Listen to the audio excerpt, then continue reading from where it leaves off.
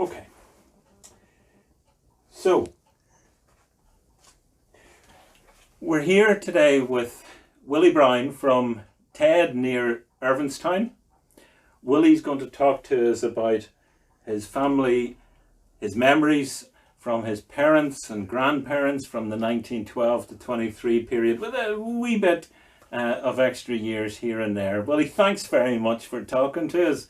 Tell us a bit about 100 odd years ago and your grandmother and your grandfather and the farm. Well, really the first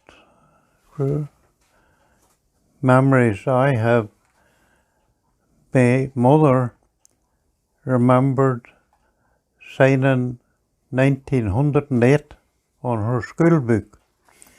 So that was 22 years before I was born. So then it proceeded on until a few years before the Great War, 1418. And my step-grandfather, if I might call him that, my grandfather had died, and my grandmother then married John Watson. So from now on, I'll call him my grandfather just.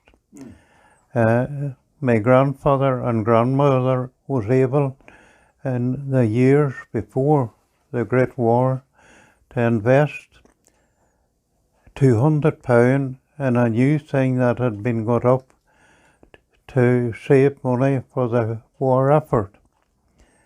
And I don't remember so much then, but my mother used to go over the time that the Titanic went down, and she knew someone that was connected to someone that went down on the voyage. But then in the wartime, she remembered quite clearly the young men that went from Irvinstown, because she was working in Irvinstown at that time prior to her marriage. And she passed the remark that those that went away laughing, they came back. The ones that was mournful going away, in general, they didn't come back. But maybe that's just coincidence, but she passed remarks on it anyway. She was that kind. She noticed small items like that.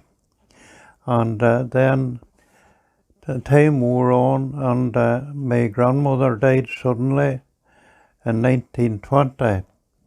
And that was the time of the troubles in Ireland, at the time of the changeover. And from when the Republic was created and Northern Ireland created. And the doctor was sent for, but he was afraid to come out after night, naturally enough, and he sent her a bottle, but it was useless because it worked out that it was a burst appendix that killed her.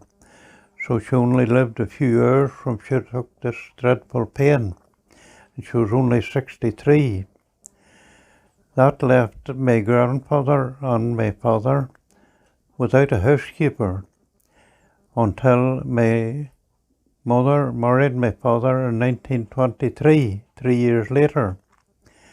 And in between they had different housekeepers. And we were Protestant people, but my father used to say that the only housekeeper they could depend to was a Roman Catholic, Mrs. Wilson. I'm not trying to bring in politics into this, but just in passing. And there was something else that I forgot to mention now.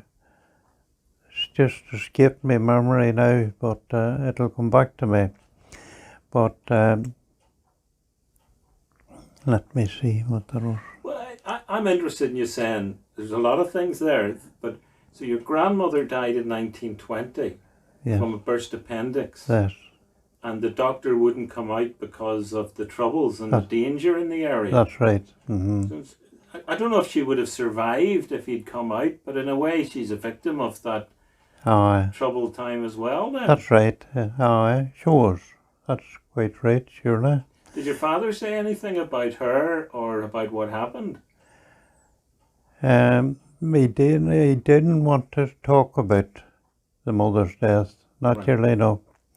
I remember what I missed when my mother had to go out to work because there was 8 in her family and the father and mother, and they were existing on 12 shillings a week, 60p now. And she had to go out when she was 3 months over 14. And her first wage was 10 shillings, 50p for the 6 months. And she gradually worked up until the top wage she was getting in 1923 was £6 for the 6 months. So money wasn't plenty for as you would understand. But in 1923, my grandfather, my mother's father, Shirley Bacon, he bought this place below Edinay in the townland of Crumlin at £600, which was massive money in 1923. But he took a notion then in 1926 to go to Australia. Maybe this is right here. No, that's fine, I'm just checking, don't worry. To go to Australia, and he couldn't get the land sold because the turn had come until it crashed in 1929. But he borrowed the money to go to Australia himself and his wife and 4 of the family. It was £10 a head each, £60. And that woman that gives him the £60 to go, she took over the title deeds of the Fermanagh. But she held it until 1930 and could only get £50 for it then. So she lost £10 in the business. But that same farm was sold 40 years later for £22,000. And about 20 years later it was sold for £264,000. So it just goes to show the change in the values of what things. Well, and I suppose when she sold it in 1930, it was in the middle of the Great Depression, so That's right. all of the That's right. prices had dipped a lot. Oh, sure. You see, 1930 was the beginning of what we called the Hungry 30s. And I was born in 1930. But at the same time, I never could say that we went hungry. We hadn't a lot, but we had enough. And what more does anyone want? But people are not content with enough now. No, that's for sure. But I was going to ask you, Willie, you said that your mother and father married in 1923. That's right. And that was the same year that your mother was earning, I think, got up to the top rate in her job. £6. £6. Did she have to leave work when she got married, or did she carry on working? Oh no, she left work because there was no housekeeper here, you see. Right. And she had to leave her work, so it followed that she had to be content with what she got. But they lived off the farm in those days.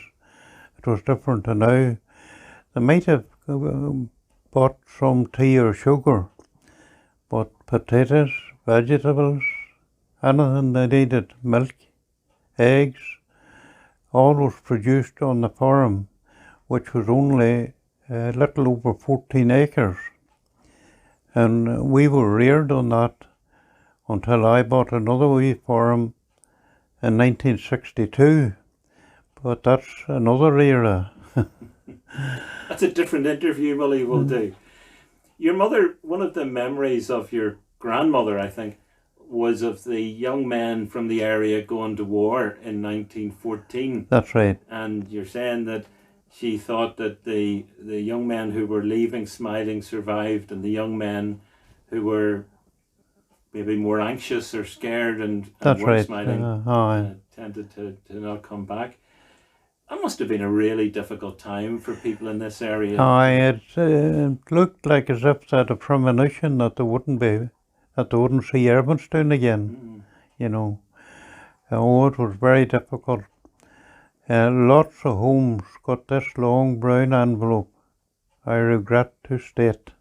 You know what followed. They were missing or presumed killed.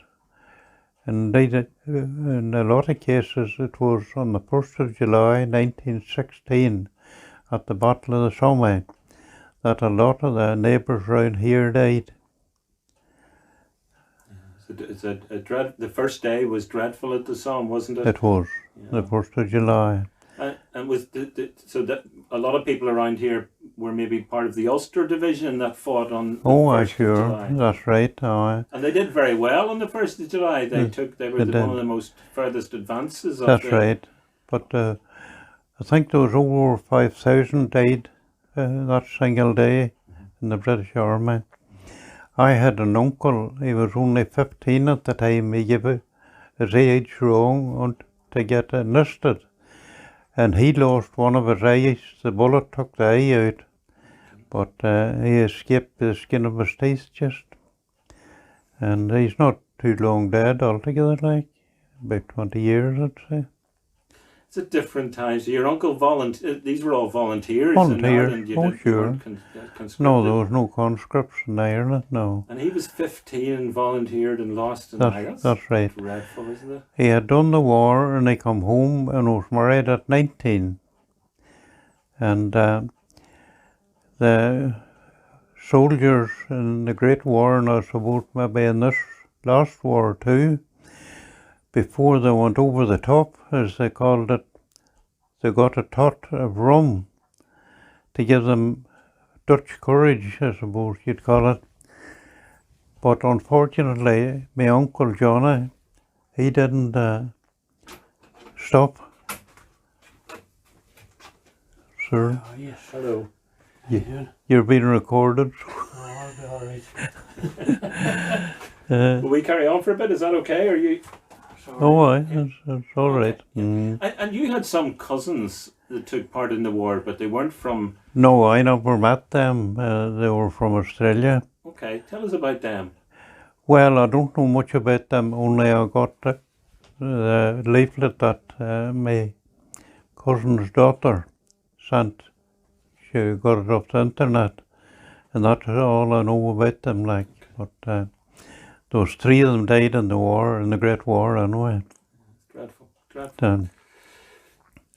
Now, going after the Great War,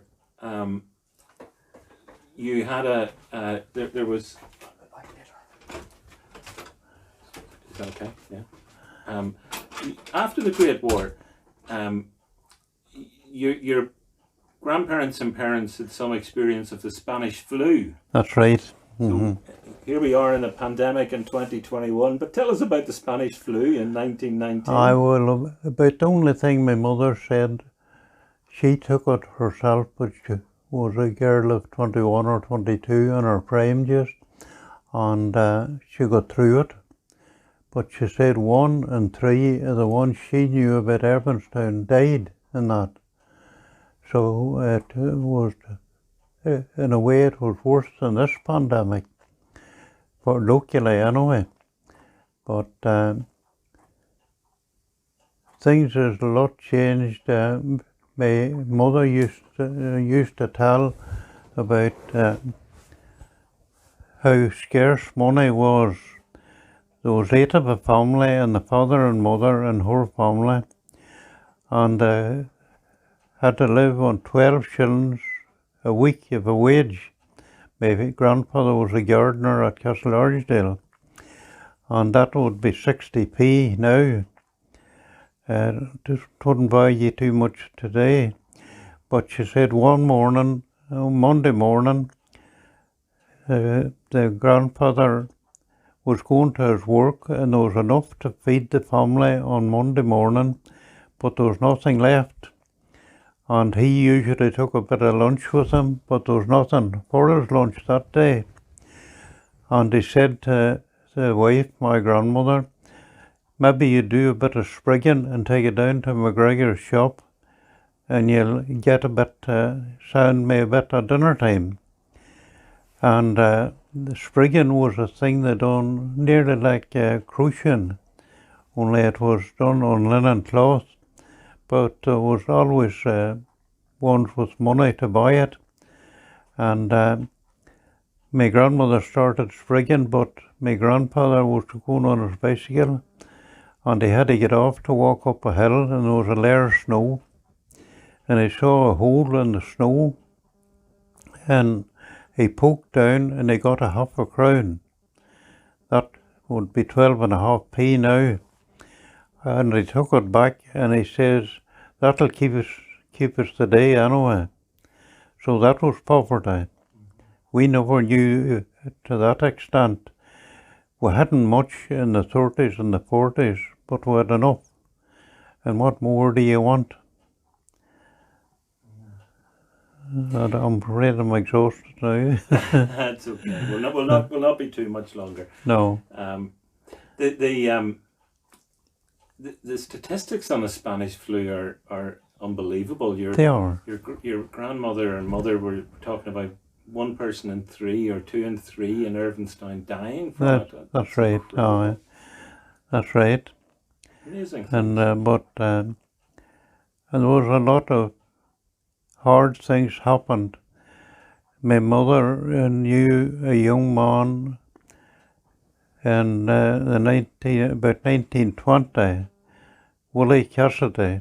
His father was a surgeon in the RUC in Irvinstown, and for some reason Willie Cassidy was got in a field lying out of the Moor Road out of Irvinstown. He had been shot through the night, and apparently it had been a wet night, but Willie's clothes were still dry, so it proved that he was shot in a house and left there. And there was great grief in Irvinstown because it was senseless killing. And Willie Cassidy, my mother said, wasn't involved in any shape or form in anything.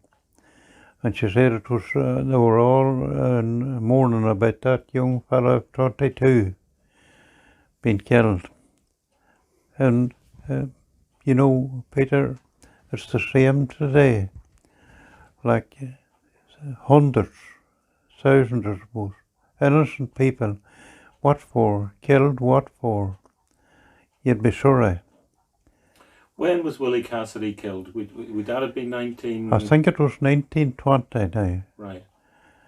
The time of partition and all the troubles that were about. That's right. She said there was a force got up in that time, the Black and Tans, and she said they were unscrupulous. Mostly they were ex-army men, and they were called Black and Tans because they wore black trousers and khaki jackets, the colour of their clothes. And she said they were unscrupulous. And an odd in anybody's direction got them shot.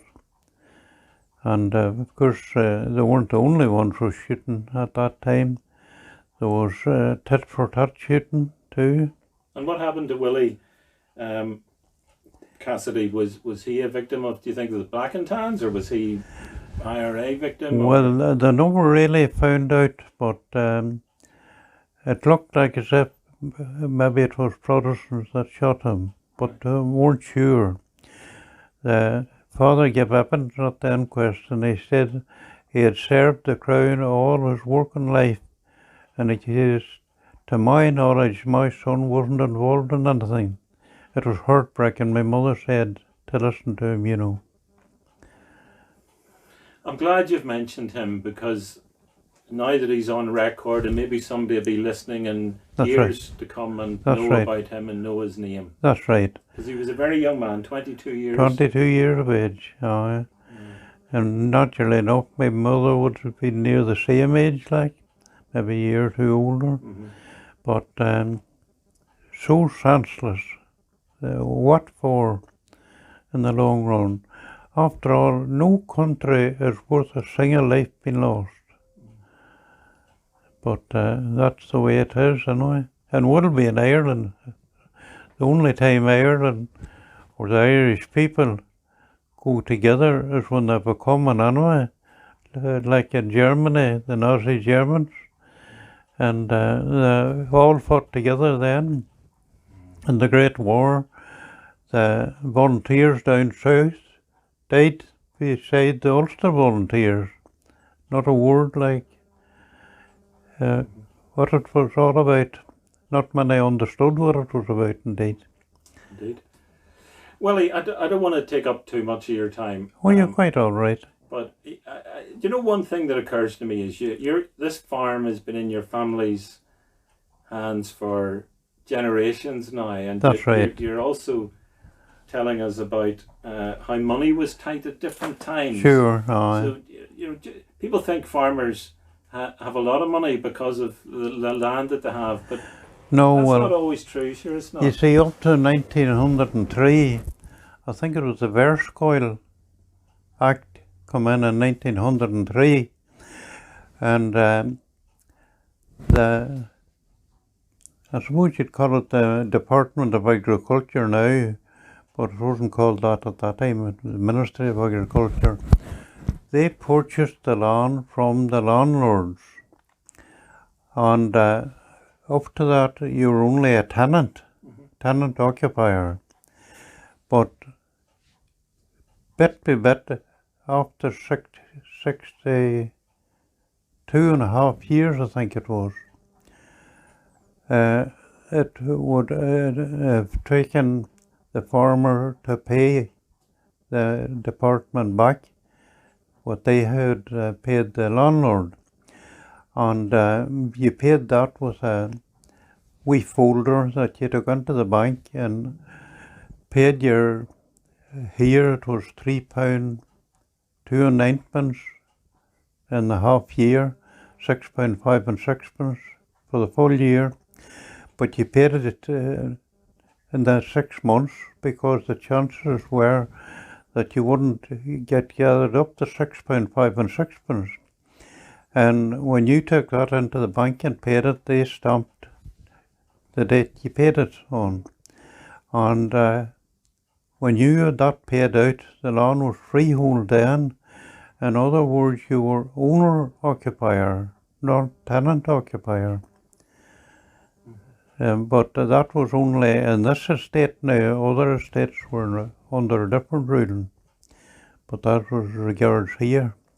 It's a very different time as well with banking and things. Oh, sure. That was all about paper money and that's right. And exchanges and getting receipts, whereas it's all electronic now, isn't it? Oh, sure. And I remember the first checkbook that I saw was in 1947.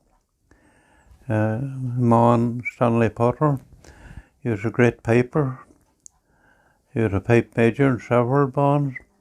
But he bought a heifer from Jimmy Duncan beside us here. And that was the first time I seen a cheque, £37 for a springing heifer.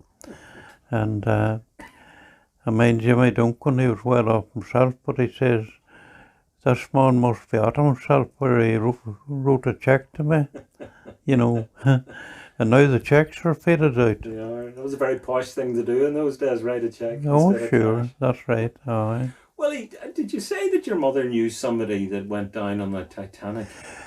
Not directly. She knew somebody that knew the connection that went down on the Titanic. Mm-hmm. But honestly, I don't think she did mention his name. Okay.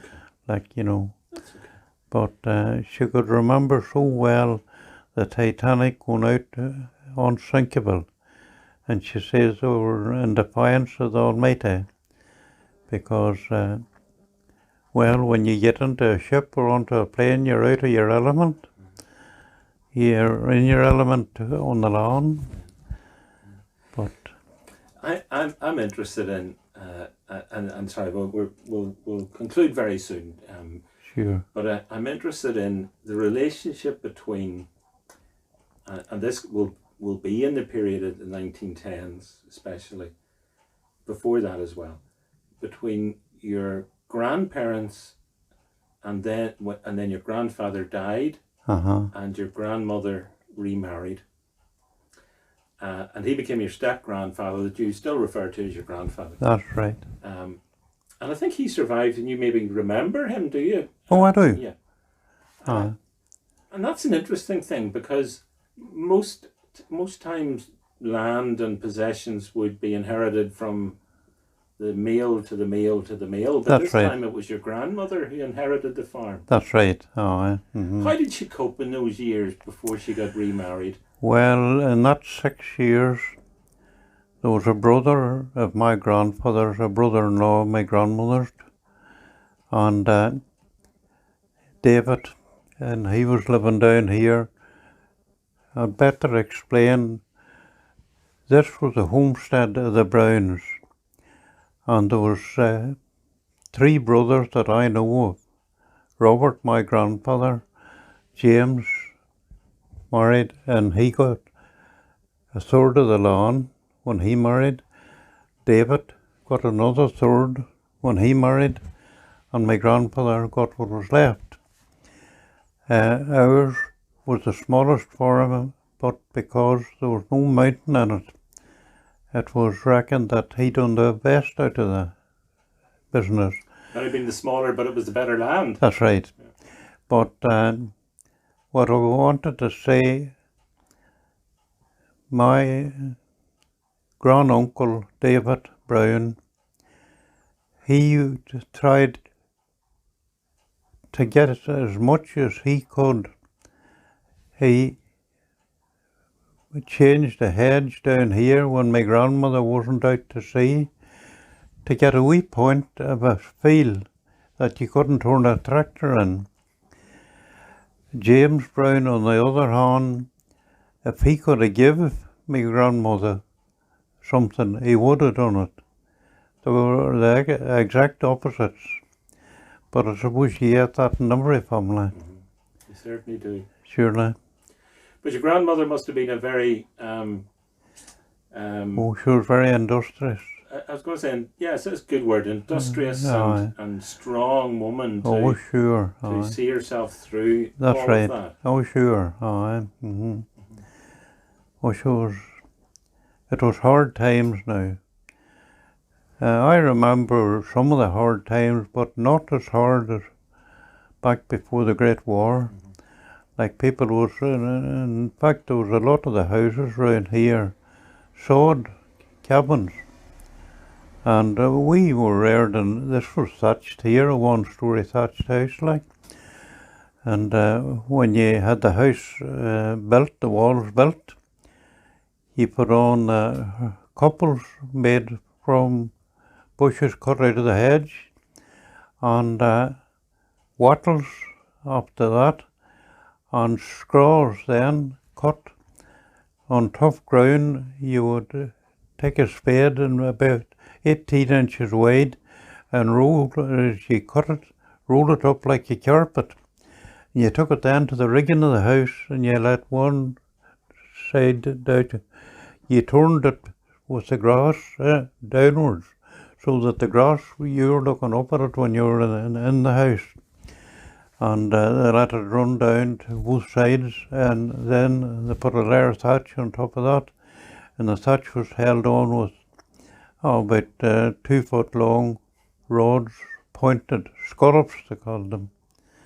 And maybe you'd like to look at the book that I wrote when. Did you? I will, yes. I didn't know you'd written a book. Well, I'll give you one, but it's sold out, you know. Well, that's a good measure of success if your book has been sold out. That's right. Is there anything else from that period that comes to mind about your grandparents and your parents? Oh, not really, only I remember quite well things that happened after I left school, but then that's out your orbit. I don't remember so much more now of it. you'd understand the second and third hand was me, like. Well, it is with everybody because none of us are old enough to remember this directly. That's right, surely. But Willie, it's been very, very good of you to talk to us, and thank you for sharing all of those memories. That's wonderful. It's a pleasure to me, you know. I like talking about these things. So do I, Willie. In fact, I feel lonesome now because at almost 91, there's only one in the town lawn that I grew up with. Is that right? Jim Robinson. Aye. The rest, they're all dead and gone. There's others.